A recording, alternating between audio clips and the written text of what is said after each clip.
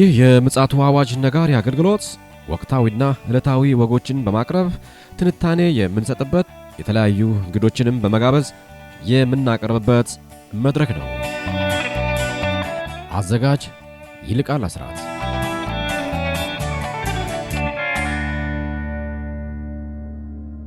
ውድ የምጽአቱ አዋጅ ነጋሪ አድማጮቻችን ከባለፈው ክፍለ ጊዜ ቀጣይ የሆነው መርሃ ግብር አሁን ይዘን ቀርባለን። መልካም ጊዜ እንዲሆንላችሁ እንመኛለን። ጌታ ኢየሱስ ይባርክ። እንግዲያው ጌታ ኢየሱስ በማቴዎስ 24 ላይ እንዲሁም በሉቃስ በማርቆስም ላይ የተጠቀሱት ወንጌላት ላይ ያሉት የጌታ ኢየሱስ የመምጣቱን ምልክት ለደቀ መዛሙርቱ ተናግሯል። ይሄ እንግዲህ እኔ በኩሌ እነዚህ ፍጻሜ አግኝቷል በሙሉ ያልተፈጸመ አለ ብዬ አላምንም እና ከምናየው ከምንሰማው ለማለት ነው። ከዚህ አንጻር ምናልባት አንተ ለማህበረሰቡ የምትሰጠው ምልከታ ካለ፣ ምክንያቱም ሙሉ በሙሉ እንደተፈጸመ ነው እዛ ላይ ዝርዝር ጉዳዮች የተነገሩት ትንቢቶች በሙሉ ከተከታተልን ተፈጽመዋል ብዬ እኔ በእኔ በኩል አምናለሁ እና በአንተ በኩል ምን ትጠቁመናለህ? አያይዘህም የመጨረሻ ጥያቄን እንግዲህ ይሄ መጨረሻ ዘመን ነው። በአሁኑ ሰዓት ቤተክርስቲያን ዳተኝነት ይታያልና እንቅስቃሴ አይታይም። ዝምታን የመረጠች ይመስላል። ይሄ በደምሳሳው ለማለት ሳይሆን አሉ ጥቂት ቤተክርስቲያናት እግዚአብሔር የረዳቸው የክርስቶስን ዳግም መምጣት ለምእመኖቻቸው የሚያካፍሉ አብያተ ክርስቲያናት አሉ። በአብዛኛው ግን ዝምታን የመረጡ ይመስላሉ። ምድራዊ ነገር ላይ ብቻ ትኩረትን በመስጠት ምእመኑ ከንቱ እንትን ላይ ጊዜውን እንዲያሳልፍ ከንቱ ተስፋ ላይ ጊዜውን እንዲያሳልፍና የክርስቶስን ዳግም መምጣት ጠብቆ እንዳይከታተል ብዙ አዌርነስ ያለ አይመስለኝም እና እንደው አንተ በዚህ ላይ የምትመክረን ምክር ካለ ለአብያተ ክርስቲያናቱ የምትላቸው ነገር ካለ። በጣም ጥሩ ጥያቄ ነው። ይሄ በተለይ የዘመን ፍጻሜ ምልክቶች እንዳልከው ተከታትለው ምልክቶች እያየን ያለ ነው እና ታስታውስ እንደሆነ ማቴዎስ 24 ላይ ደቀ መዛሙርት ለብቻቸው ከጌታ ጋር ባሉበት ሰዓት ላይ ደብረ ዘይት ላይ ተቀምጦ እስቲ ንገረን፣ ይሄ መቼ ይሆናል? የመምጣትና የዓለም መጨረሻ ምልክቱስ ምንድን ነው ብለው ጥያቄ ሲጠይቁት ጌታ ኢየሱስ ምልክቶችን ነበር የነገራቸው የዓለም መጨረሻ ብሎ እና መጀመሪያ ከሰጣቸው ነገር አንዱ መንፈሳዊ ቀውስ እንደሚነሳ፣ የሐሰተኛ አስተማሪዎች፣ ሐሰተኛ ነቢያት፣ ሐሰተኛ መሲሖች እንደሚነሱ፣ የጦርነት ነገር የጦርነት ወሬ ትሰማላችሁ፣ ይሄ ሊሆን ግድ ነው፣ ተጠበቁ፣ አትደንግጡ፣ ነገር ግን መጨረሻው ገና ነው ይላቸዋል።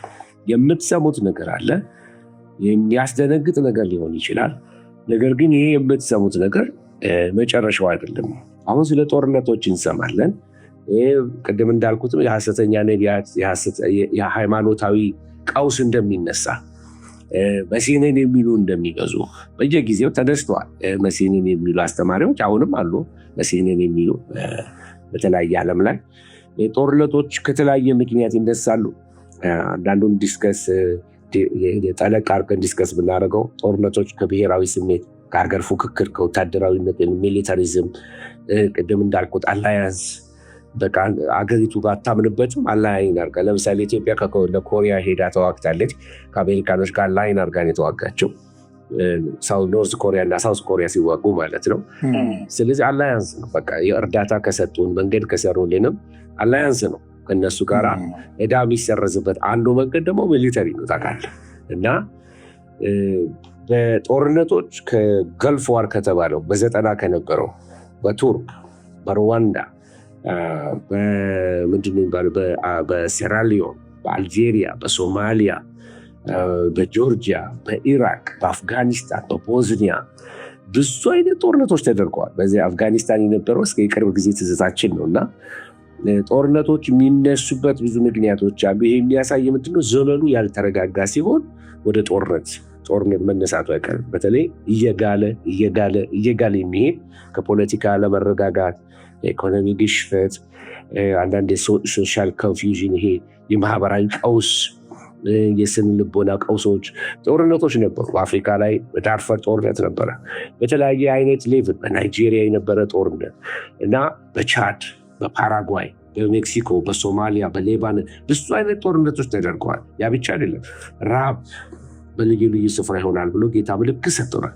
ቸነፈር ይሆናል ብሎ ሳርስ፣ HIV፣ ኢቦላ፣ በርድ ፍሉ የሚሉት እንደገና ሪሰንት የነበረን ኮቪድ መረሳት የሌለብን እና ብዙ አይነት ቸነፈሮች ተነስተዋል በምድር ላይ እና ያን ብቻ አልጠቀሰም። የምድር መናወጥ ምልክት ሰጥቶናል። ሱናሚ ተነስቶ በአንድ ቀን ወደ 270,000 ህዝብ ታይላንድ ላይ ሲሞት እና መጽሐፍ ቅዱስ አንዱ የሰጠን ምልክት በቃ ጠቋሚ ነው። የዘመን መጨረሻ ጠቋሚዋ ከምልክቶቹም ናቸው። ትክክል ነው።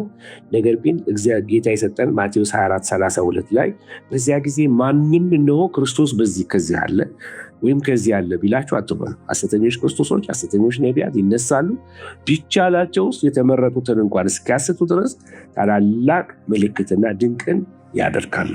ኦኬ፣ እነዚህ ምልክቶች እየሆኑ ነው ያሉት። አንድ ስለ ትንቢት መረዳት ያለብን ነገር ምንድን ነው? ንጥቀትን በመሃል አንርሳውድል ነው።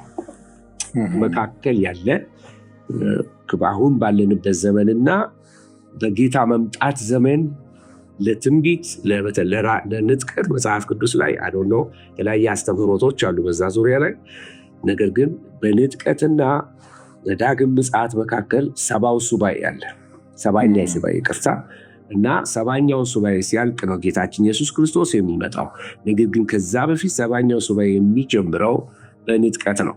ስለዚህ ለንጥቀት የቀረ ትንቢት የለንም። በትክክል ኤኒ ታይም ቤተክርስቲያን ልትነጠቅ ትችላለች። ምንም የቀረ ትንቢት የለው ለንጥቀት። የቀረ ትንቢት ያለው ግን ለዳግም ምጽአት። ለዳግም ምጽአት ግን ይሄ የሚከለክለው ኃይል ከቤተክርስቲያን ሲወሰድ ወይም ደግሞ ቤተክርስቲያን ስትወሰድ ልክ ግድቡ እንደፈረሰ ጎርፍ ልክ እንደዛ ጥፋት ዓለምን ሊያጥለቀልቅ፣ ጸረ ክርስቶስ ዓለምን ሊያጥለቀልቅ፣ ጦርነቶች አሁን የምናያቸው ክላይማክሳቸው ወደ መጨረሻ ይመጣል። በቃ አለቀ። ሁሉ ነገር ተሰብስቦ ወደ አርማጌዶን ሲዘምት ትመለከተዋለህ። አሁን ግን ያለንበት ጊዜ ምንድን ነው ካልከኝ የምጣር መጀመሪያ ላይ ያለ የምጣር ምጡ እየተፋፋመ ነው ያለው። ምጥ ደግሞ አንዴ ከጀመረ አይቆምም። ታውቃለህ፣ ምጥ እስኪወለድ ድረስ እየገፋ ጩኸቱ እየበረታ በቃ ላለ ፔኑ እየበረታ ተመልከተው። እኛ ልጆች ሆነን እንኳን አሁን ባለንበት ጊዜ ላይ ያለው ዲፍረንስ ይሄ ነው ልላች ልዩነት የምጣር ዘመኑ የሚያስጨንቅ ነው ይላል መጽሐፍ ቅዱስ። በቃ ሰዎች በጭንቀት ውስጥ አሉ። የኢኮኖሚ ጭንቀት አለ፣ የፖለቲካ ጭንቀት አለ፣ የሰላም ጭንቀት አለ እና ምድር ሁሉ በጭንቅ ተይዛለች። ልክ ይሄ ዳንኤል 6 አካባቢ የሚናገረው በምድር ላይ 4 ነፋሳት ሲጋጩ አየሁ ይላል እና በ4 ነፋሳት የሚያሳይ ሰሜን፣ ምስራቅ፣ ምዕራብ፣ ደቡብ እነዚህ ምድርን ነው የሚያሳይ። በምድር ሁሉ የሚወጣ ጭንቀት፣ በምድር የሚወጣ ሁሉ ግራ መጋባት፣ ውጥረቶች አሉ እና መጨረሻው ምንድን ነው ካልን ክላይማክሱ ሄዶ ቤተክርስቲያን ከተነጠቀች ምንም ከዛ ወዲያ ያለው ነገር ሁሉ ግልጽ ይሆናል። ለመናገር ያህል ዳንኤልን ምዕራፍ 2 ላይ ታስታውስ እንደሆነ ናቡከደነፆር የተመለከተው ህልም ራሱ ወርቅ የሆነ ደረቱ የብር የሆነ የፋርስና ሜዶን ነው። ወገቡ የናስ የሆነ የግሪክ መንግስት ነው። እንደገና የብረት እግሮች ያሉት ምስል የተመለከተው የሮም መንግስት ነው። እግሮቹ፣ ጣቶቹ ሸክላና ብረት የተቀላቀሉ ናቸው። ይሄ የመጨረሻው ዘመን መንግስት ነው። አሁን የት ነው ያለ ነው ካልክ የሮም መንግስት አቁሟል። የግሪክ መንግስት አቁሟል፣ የለም። የፋርስ መንግስት አቁሟል። የባቢሎን መንግስት አቁሟል። እና ምንድን ነው የቀረው? አንድ የምትመጣ መንግስት አለች ለሚለው አየህ፣ ከተራራ ላይ የተፈነቀለች አንድ ድንጋይ መታ ምስሉን ትፈጨዋለች። የሰው መንግስት የሚያበቃበት ዘመን እየቀረበ ነው ያለው። አየህ፣ ዛሬ ጌታ ኢየሱስ ክርስቶስ ቢወስደን ቤተክርስቲያንን ቢነጥቃት ከ7 ዓመት በኋላ የጌታችን የኢየሱስ ክርስቶስ መምጣት ምን ይሆናል ማለት ነው? የተረጋገጠ ይሆናል። ከንጥቀት በኋላ ጊዜው ማወቅ ቀላል ነው። ግን አሁን ግን ቀኒቱንና ሰዓቱን የማናውቀው ንጥቀትን ነው የምንነጋገረው። ስለዚህ ትንቢቱ ሊፈጸም ነው። እየጨመረ የሚሄድ ነገር አለ። ነፋሳት እየተጋጩ ነው ያሉት በምድር ላይ። ወደ ጌታ መምጣት የሚያመለክቱ ብዙ ትንቢቶች ምጥ ሆነዋል፣ እየጨመሩ መጥተዋል። ስለዚህ እየጨመሩ አሁንም ይሄዳሉ። ጦርነት እየጨመረ ይሄዳል፣ ረሃብ እየጨመረ ይሄዳል፣ ሰላም ማጣት እየጨመረ ይሄዳል እና እኔ የማምነው በመጽሐፍ ቅዱስ በተሰሎንቄ እንደተጻፈ ንጥቀት ይሆናል ብዬ አምናለሁ። 70ኛው ሱባዔ ሲሆን የያዕቆብ መከራ ይላል እና መጽሐፍ ቅዱስ ምስሉ ከ70ኛው ሱባዔ በኋላ ምስሉ ይፈራርሳል። መሲህ ኢየሱስ ክርስቶስ ወይም ጌታችን ኢየሱስ ክርስቶስ ያንን መንግስቱን በምድር ላይ ይመሰርታል። እግሮቹ በደብረ ዘይት ተራራ ላይ ይቆማሉ። ከዛ በኋላ ለ1000 ዓመት ጌታችን ኢየሱስ ክርስቶስ በምድር ላይ ይገዛል። ከዛ በኋላ የሚሆነው የነጩ ዙፋን ፍርድ ነው፣ የሰይጣን መፈረድ፣ እነዛ ነገሮች ይቀጥላሉ እና ይሄ የትንቢት ካላንደር ነው። አሁን እንዲሁ በዳሰሳው የነገርኩ ጥልቅ አድርጌ ያብራራሁት አይደለም እና ነገሮች እየጨመሩ ይሄዳሉ ብያለሁ። አሁን የምታየው ጦርነት ማግኒቱዱ እየጨመረ ይሄዳል። ኢቨን ዝም ይልና እንደገና ይቀጥላል፣ አይቆምም። እስራኤል ላይ ኢየሩሳሌም ወይም እስራኤል የእግዚአብሔር ካላንደር ናት። በቃ ይህን ካላንደር ማየት ነው፣ ዙሪያውን ማየት ነው። ኢየሩሳሌም በጭፍራ ተከባ ስታዩ ካላንደር ነው። ዋቻው፣ ተጠንቀቁ፣ አሻቅባችሁ እዩ፣ ቤዛችሁ ቀርቧል እያለ ነው ጌታ ቢነግረን እና ይህንን ምጽአት ይህንን የከበረውን የተባረከውን ተስፋ የጌታችን ኢየሱስ ክርስቶስን መምጣት ቤተክርስቲያን ዝም ልትለው አይገባም። ቤተክርስቲያን ይህን ልትናገረው ይገባል። ሰዎች እኮ ብዙ የሚናገሩት ታሪክ አላቸው የራሳቸው የሆነ፣ ግን ትውልዱ የማያውቀው። ሰሞኑን በአንድ ቤተክርስቲያን ለአንድ ሳምንት ያህል ስለ ጌታ መምጣት አስተምር ነበር። ስለ ኤስካቶሎጂ ያስተማርኩኝ አንዱ ካየሁት ነገር ትውልዱ፣ አዲሱ ትውልድ በተለይ ስለ መጨረሻው ዘመን ለማወቅ በጣም ይፈልጋል። የሚያስተምሩት ሰዎች ይፈልጋሉ። አየህ፣ እና ቤተክርስቲያን ዝም ማለት የለባትም። ለምንድን ነው ዝም የተባለው ከተባለ፣ አንደኛ አንዳንዶች የጌታን መምጣት ካለማመን የተነሳ ሊሆን ይችላል። የእምነት ማጣት በቃ አይደለም። በዛ ድሮም ነበረ ጌታ ይመጣል የሚል ነበራቸው። እወልዳለሁ ያለ ጌታ ተወልዷል። እሞታለሁ ያለ ጌታ ሞቷል። እነሳለሁ ያለ ጌታ ተነስቷል። እመጣለሁ ያለ ጌታ ደግሞ ተመልሶ ይመጣል። ይህ ልናምነው ይገባል። ሌላው ለምንድን ነው ቤተክርስቲያን ዝም ያለችው? ለምን ዝምተኝነትን ተመረጠ ለሚለው ጥያቄ አንዳንድ ጊዜ እኛ አስተማሪዎች ሳናስበው ልክ ሬስቶራንት ሰው ሄዶ ሜኒው እንደሚቀርብለት ልክ እሱን ልክ እንደዛ ሰው የሚፈልገውን ማቅረብ፣ ሰውን የሚኮረኩረው የዕለት ጉዳይ የዕለት እንጀራውን ጉዳይ ብቻ እንድንሰብክለት ይፈልጋሉ እና አስተማሪዎች ለዛ ነገር መሸነፍ የለባቸውም እና ብዙ የሚመረምሩ አስተማሪዎች ያስፈልጉናል። ማለት ዲቴይል የሚያጠኑ ሪሰርች የሚያደርጉ በመጨረሻው ዘመን ላይ ሰባኪዎቻችንን ማበረታታት አለብን፣ ማሰልጠንም አለብን። አንዳንድ ይሄ ከባድ ነው የሚል እንድምታ አለ። በቃ በጣም ከባድ ነው የዮሐንስ ራእይ ወይንም ደግሞ የትንቢት ነገር በጣም ከባድ ነው ይላሉ።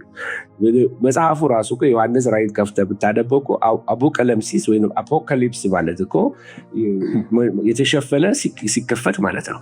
የተከገለ ሲገለጥ ማለት ነው። መጽሐፉን አትሞ አላለ፣ መጽሐፉን ግለጠው ነው ራእይ የሚለው። መጽሐፉ አልታተመ፣ መጽሐፉ ተገለጠ። ማተም እየተፈታ እየታየ ነው አይደለም። ራእይ ላይ አልታተመም። ስለዚህ ከባድ ነው የሚለው እንድምታ ከቤተክርስቲያን መነሳት አለበት እና አስታውሳለሁ አንድ ጊዜ በኤልሻዳይ ቴሌቪዥን ላይ አገልግዬ ሲጨርስ ስልክ ተደወለ እና ስልክ የሚቀበሉ ሰዎች አሉ እና ስልክ የምትቀበለው እህታችን ማን ልበል ትለዋለች። እኔ ከሌ ይባላለሁ አላትና እኔ የምለው ይሄ ዛሬ ስለ ዮሐንስ ራእይ ስለ ጌታ መምጣት ያስተማረው ሰውዬ የማደፋር ነው እባክሽ፣ ማን ይሰማኛል ብሎ ነው የሚናገረው አለና አሳርበ እና እንደ እንግዳ ራሱ የቤተክርስቲያን መልእክት እንግዳ የሆነበት ዘመን በጣም ያሳዝናል። ይህ በየወዱ ልንሰማው ይገባል። አንዳንዱ ለበዓል ትተነዋል። አየህ፣ መስቀል ሲሆን ስለ ክርስቶስ ስቅለት፣ ፋሲካ ሲሆን ስለ ክርስቶስ ትንሣኤ፣ እንዲህ አይነቱ ነገር ሪሊጂየስ አድርጎን በቀን መስበክ ጀመር። ኢንስቴድ ግን ሁሌ ሰው ሊያውቀው የሚገባ ልናስተምረው፣ መጽሐፍ ልንጽፍበት የሰለጠነው ዓለም ላይ ብዙ አስተማሪዎች ያሉ በእርግጥ ከቀደመው ጊዜ ይልቅ አሁን ኢትዮጵያ ውስጥ ካየሁት ከቀደመው ጊዜ ይልቅ አሁን ብዙ የሚያስተምሩ ተነስተዋል። አቋማቸውን ያንዳንዶቹ ግልጽ ባይሆንልኝም ለምሳሌ ድሮ መቼም ይህን በአነሳ ደስ ይለኛል። ፓስተር መስፍን ተስፋዬ የሚባሉ ጋሽ መስፍን ማራናታ በደንብ ጊዜ በቃ የመጀመሪያውን ስለ ጌታ መምጣት ከሳቸው ከሱ አፍ የሰማው አንቱ አትበለኝ ስለሚል ህይወት ባይኖርም ጋሽ መስፍን እሱ የመጀመሪያውን ማራናታ እያለ በቃ በላለ ስብከት ሲወጣ እንኳን ማራናታ ይላል። ጌታን ይጠብቃል። አየህ እና ያ አይነት መንፈስ ያላቸው አገልጋዮች ያስፈልጉናል። እነ ፓስተር ተኩ ጥሩ ያስተምሩን ነበረ በዚህ በፕሮፌስ ኤሪያ ላይ ሌሎችን ባላቃቸውም እና በውጭው ዓለም ግን በጣም ብዙ አስተማሪዎች አሉ ፕሮፌስ ኤሪያ ላይ። በእርግጥ ለይቶ ማንበብ ያለ አይደል፣ አሳ መብላት በብልሃት አይደለም። የተለያየ አስተያየት በዚህ በመጨረሻ ዘመን ዙሪያ ስላለ አንዳንዶቹ ኢየሱስ አይመጣም የሚሉን አሉ። ተጠንቅቆ ማንበቡ ተጠንቅቆ መመርመሩ ጥሩ ነው ብዬ አስባለሁ እና አምናለሁ። ጌታችን ኢየሱስ ክርስቶስ እንደተናገረ ቤተክርስቲያንን ይነጥቃታል። ቤተክርስቲያንን ከሚመጣው መከራ አድንሃለሁ ስላለ ከመከራ ያድናታል። ከሚጠፋው ዓለም ጋር አያጠፋንም። ነገር ግን በምድር ለሚቆዩ ንስሐ ሳይገቡ ከጌታ ጋር ሳይታረቁ መንገዳቸውን ሳያስተካክሉ እንዲሁ ለሚኖሩ ሰዎች ግን ወዮላቸው፣ ታላቅ መከራ ይጠብቃቸዋል። ወደ 6 ማህተሞች ይፈታሉ። ወደ 7 ይቅርታ፣ 7ኛው ማህተም ሲፈታ 7 መለከቶች ይወጣሉ። ከ7ቱ መለከቶች 7 ጽዋዎች ይወጣሉ። እነዚህ በሙሉ ጀጅመንት በምድር ላይ 7 ዓመት ያህል ኃይለኛ መከራ ይሆናል። 7ኛው ሱባኤ ይባላል። ታይቶ የማይታወቅ ተሰምቶ የማይታወቅ መከራ። ነገር ግን ጌታ ወደ በጉ ሰርግ ራት የተጠሩ ብፁዓን ናቸው ብሎናል። እኛ የተጠራ ነው ለበጉ ሰርግን የተጠራ ነው፣ ለድህነት የተጠራ ነው። እግዚአብሔር ለቁጣ አልጠራ ነው። ክርስቲያኖች ግን ቤተክርስቲያን ልትነቃ ያስፈልጋታል። ትውልድን ልትሰበስብ ያስፈልጋታል። ይሄንን ረስተን ከሄድን በጣም ብዙዎችን ሉዝ እናደርጋለን እና ቤተክርስቲያንን አጥብቀን ማስተማር አለብን። ወንጌል መስበክ አለብን። የደህንነትን ወንጌል ላልሰሙት ላለማስተማር በተለይ ለብዙ ዓመት ይህንን ካስተማርኩ በኋላ ጌታ ልቤን አሁን ዞር ያደረገው ወደ ሚሽን ነው። ጌታ ሊመጣ ነው እና ከዛስ ምን ይደረግ? እንዴት የሚዘጋጅ? ወንጌል እየሰበክን እንጠብቀው፣ ሚሽን እያደረግን እና ወንጌልን ለዚህ ነው ወደ ኦሞ ሸለቆ እሄዳለሁ፣ ወንጌል ሰብካለሁ። ወደ ሰሜን ኢትዮጵያ ሄጄ ነበር። አሁን ጎንደር ሪሰንትሊ፣ አርባ ምንጭ፣ ሐዋሳ እነዚህ ከተሞች ላይ ይህንን ትሬኒንግ እሰጣለሁ። በየቀበሌዎቹ ላይ የጌታን መምጣት እንዲያስቡ መሪዎችን ያሰለጥናል፣ አስተማሪዎችን እንደዚህ ሚሽነሪዎችን ያሰለጥናል። እና ዓላማችን ይሄ ነው። በቃ የምጽአቱ ዜና የእናንተ እንደዛ ነው ስማችሁ ሄራልድ ኦፍ ሂዝ ጉድ ኒውስ እና ልክ እንደዛ አዋጅኛም አዋጅ ነጋሪ ነን ተባብረን እና እናንተም ስለምትሰሩት እግዚአብሔር አምላክ ይባርካችሁ። ያርቱ ማራናታ እንላለን። እኛም እንድቀይ ርግሱን በውበቱ እንመለከተዋለን። ወንድሜ ይልቃል። አሜን። እግዚአብሔር አብስቶ ይባርክ ፓስተር አስፋው በቀለ። በጣም ጥልቅና ሰፊ እንዲሁም ደግሞ እንግዲህ ልባችንን ሐሴት እንዲሞላ የሚያደርግ ትልቅ ትንታኔ ሰጥተህናል። እግዚአብሔር አብስቶ ይባርክ። እናመሰግናለን። በምፅዓቱ አዋጅ ነጋሪ ቤተሰብ ስም አዘጋጅና አቅራቢ ይልቃል አስራት ነበር። ለዛሬ ያዘጋጅንላችሁ ይህንን ይመስላል። በሌላ ጊዜ በሌላ ርዕሰ ጉዳይ እንገናኛለን። የምፅዓቱ አዋጅ ነጋሪ አገልግሎት። መልካም ጊዜ